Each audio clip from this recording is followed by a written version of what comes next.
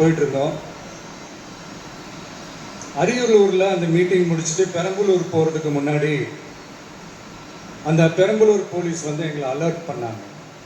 சரிங்க, கூட்டம் கொஞ்சம் ஜாஸ்தியா இருக்கு, லேட் ஆயிடுச்சு, வராதிங்க அப்படின்ட்டு.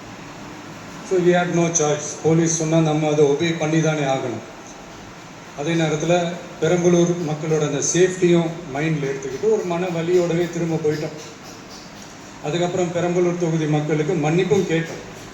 அதே மாதிரி நாமக்கல் அந்த மீட்டிங் முடிச்சுட்டு கரூர் வரும்போது அந்த கரூர் போலீஸ் எங்களை அலர்ட் பண்ணியிருக்கலாம்ல.